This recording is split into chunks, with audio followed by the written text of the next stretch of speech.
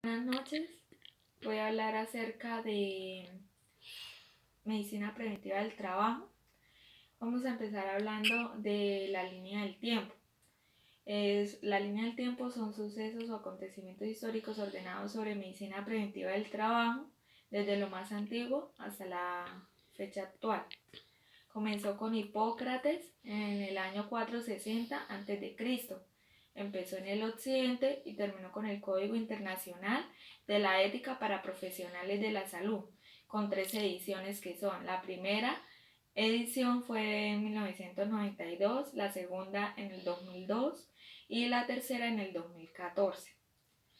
Ahora vamos a hablar acerca de una empresa que nos tocó escoger para crear diferentes procedimientos que se ven en cuanto a la medicina preventiva del trabajo. Vamos a hablar acerca de las generalidades de la empresa. Mi empresa escogida fue Aviesa Mapollo.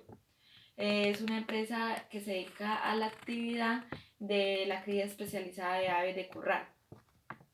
Constituida en el año 1969. Ahora vamos a hablar de un diagnóstico asociado a lo laboral en los trabajadores. Las enfermedades que requieren evaluación de medicina preventiva del trabajo se ven relacionadas en cuanto a la matriz de riesgos. Esto va en cuanto a lo químico, lo biológico y lo ergonómico, que son las 3 áreas más enfocadas en esta empresa donde se ve afectado el trabajador. En lo químico están los gases y vapores, los aerosoles líquidos y los aerosoles sólidos. En lo biológico están los animales, las bacterias, los hongos y los virus. En lo ergonómico está lo derivado a la fuerza que hacen los trabajadores en cuanto al levantamiento y transporte de cargas y movimientos repetitivos. Con relación a la salud de los trabajadores se reportan los siguientes diagnósticos, que son 3 enfermedades más comunes que se ven en las aves de corral, que son la alveolitis alérgica, la tuberculosis aviar y la salmonelosis, que los diagnósticos son la alveolosis alérgica, es una especialidad en la neumología y el diagnóstico es la 10J67, es una enfermedad producida por las plumas de las aves de corral, de los pollos. En la tuberculosis aviar se produce por las heces de las aves, el diagnóstico es la J09. Y en la salmonelosis el diagnóstico es la A0220 y esa enfermedad es producida por las bacterias que producen los mismos pollos.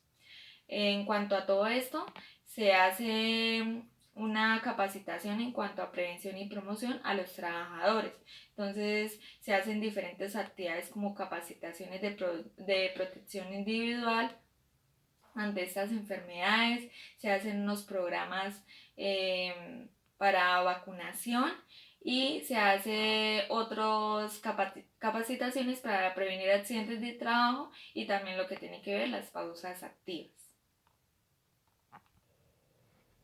Ahora vamos a hablar de 3 enfermedades de origen laboral más frecuentes en la empresa. Está el síndrome del túnel carpiano, el estrés y el síndrome de fatiga crónica. El síndrome de túnel carpiano se da por las repeticiones que hace el trabajador en su medio laboral. El estrés se da en el 16% en las mujeres y en el 7% en el desempeño de los hombres. Esto se da por el ruido que hacen algunas máquinas. En el síndrome de fatiga crónica se da en el 50% de los trabajadores de la productividad en cuanto a cansancio y agotamiento. Ahora vamos a hablar de las 3 enfermedades de origen común, que es el dolor de espalda, la fatiga visual y la obesidad. El dolor de espalda se da por repeticiones que también el trabajador hace en su medio laboral. La fatiga visual tiene que ver con la poca luz que algunas máquinas emiten al trabajador y la obesidad tiene que ver con la sedentariedad que algunos trabajadores tienen. En cuanto a accidentes de trabajo más frecuentes están las caídas de altura, los cortes o punzadas, la fatiga postural y la intoxicación alimentaria. En cuanto a motivos de consulta más frecuentes se encuentran los dolores de garganta y la acidez. Ahora vamos a pasar a hablar del Plan Decenal de Salud Pública. El Plan Decenal de Salud Pública tiene que ver con las 7 dimensiones que ponen en funcionamiento las principales enfermedades de diagnóstico en las empresas para el control y prevención de los trabajadores. La primera tiene que ver con la vida saludable y condiciones no transmisibles. En la segunda tiene que ver con la convivencia social y la salud mental. La tercera tiene que ver con la seguridad alimentaria y nutricional. La cuarta tiene que ver con la sexualidad y derechos sexuales y reproductivos. La quinta tiene que ver con la vida saludable y enfermedades transmisibles. La sexta tiene que ver con salud pública, emergencias y desastres. Y la 7 tiene que ver con salud y ambiente laboral. Acerca del protocolo. El protocolo que yo escogí para esto tiene que ver con los huesos largos en fémur y en el entorno laboral.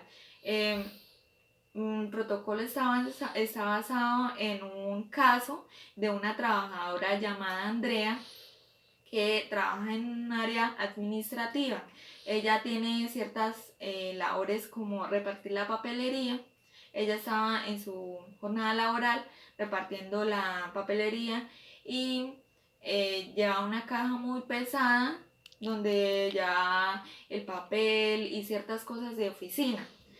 Iba a bajar del cuarto al tercer piso para repartir a los otros trabajadores y como la caja era muy grande no le permitía visualizar delante de ella que había. Iba bajando por las escaleras y al no tener la mayor visualización se enredó y eso hizo que perdiera estabilidad y se cayera, se partiera el hueso fémur de su pierna izquierda, provocando lesiones como fractura y ruptura del hueso del muslo, provocando que se dañaran nervios y vasos sanguíneos. La trabajadora reporta a su empresa mediante un reporte y un formato que es el formato 1, que habla de reporte a la empresa de accidentes de trabajo para la rehabilitación. Ahora vamos a hablar de la etapa 2, que es la evaluación. Identificado que la trabajadora le pasó el accidente de trabajo, se miran los pasos a seguir y se mira qué acciones se deben tomar. Después sigue la etapa 3, que habla del manejo de rehabilitación integral. En la etapa 3 habla de la empresa, cómo readapta a la trabajadora mediante sus actividades y destrezas. Entonces, lo que pasó con la empleadora, con la trabajadora, fue que la operaron. Esa recuperación dura más o menos entre 3 a 4 meses. Su recuperación se da por medio de una prótesis o un yeso. En cuanto a esto que se mira, el desarrollo de cómo va esa recuperación, mantenimiento funcional de sus habilidades sociales y destrezas. En cuanto a rehabilitación, se mira el desempeño del individuo, el trabajador, en el puesto seleccionado que se da mientras de pronto se da una mejor recuperación. Productividad también se mira la seguridad y el confort. Esto con el fin de garantizar que sí se cumple con las expectativas del puesto seleccionado. Ahora vamos a hablar de la etapa 4, que tiene que ver con la retroalimentación del sistema. En esta etapa se hace un seguimiento por cierto tiempo para que lo anterior funcione, para mirar si se obtuvo el resultado esperado, para mirar los parámetros y objetivos que se harán regir por medio de los jefes que son los responsables del cuidado de los trabajadores. Con lo anterior se requiere reintegrar al trabajador, ya sea desempeñando las labores que hacía o de acuerdo a sus capacidades o destrezas. ¿Qué se hizo? Se reintegró a la empleada por medio de seguimiento médico. Se miró todo el problema que hizo que la trabajadora tuviera el accidente, entonces se le dio un carrito con el cual ella pudiera estar más cómoda y pudiera más fácilmente visualizar su espacio.